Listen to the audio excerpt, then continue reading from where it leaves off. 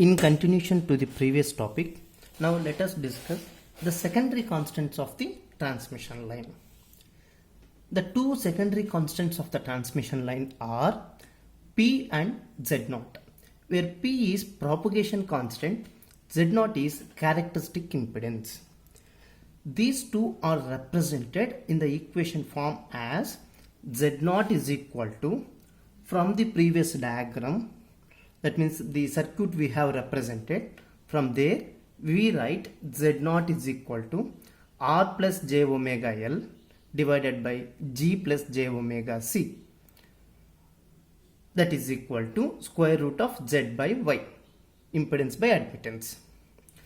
The propagation constant P is equal to square root of R plus J omega L into G plus J omega C, that is the product of impedance and admittance, square root of. Even though they are considered as constants, but generally these secondary constants will vary as the frequency is changed. Now, what is the relation among the primary constants to that of the secondary constants? Let us see how it is. We know that the primary constants are R, L, C and G, whereas the secondary constants are Z0 and P. Now, apart from these constants, there are few more constants we need to consider. Those are propagation constant gamma, attenuation constant alpha, phase constant beta are also to be taken into consideration. All these constants are fixed at one particular frequency but changes their values as frequency changes. So they are called as secondary constants. Consider a short length of line, let us say L kilometers. This section of transmission line will have naturally all the primary constants R, L, C and G for a length of L. Therefore, RL in ohms, GL in mho, L in H, Henry and CL in Faradays. Now, its characteristic impedance Z0 is given as, the short line can be represented by a symmetrical T network by using a T network, and the T network is shown as follows. So, this is Z1 by 2, here Z1 by 2 and the shunt impedance is Z2. If the length of the line is small, then the total series impedance of the section represents as Z1 and the total parallel impedance of the section is represented as Z2. This is parallel impedance, this is series impedance. Therefore, Z1 is equal to R plus J omega L over a length of L.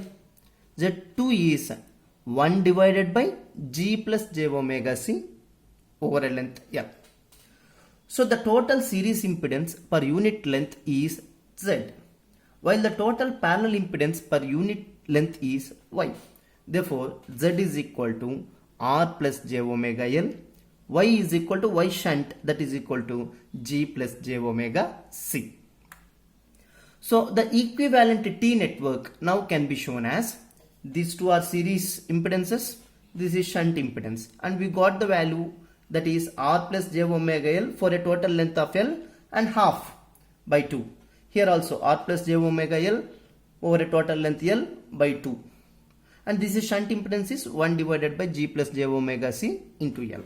This is a short transmission line represented. How you can represent a transmission line of length L. Now let us determine the Z0 characteristic impedance in terms of primary constants. Okay. Now from the following T section we can write Z1 by 2, Z1 by 2 and Z2, a simple representation of a short transmission line. From this Z0 is equal to, from this circuit diagram we have calculated Z0 is equal to Z1 square divided by 4 plus Z1 into Z2, that is R plus J omega L whole square into L square divided by 4 plus R plus J omega L divided by G plus J omega C, where Z0 is equal to, this is the equation we got. But as the length tends to 0, L square will also tends to 0. Therefore, this term becomes 0 and we will be getting Z0 is equal to square root of r plus j omega L divided by g plus j omega C.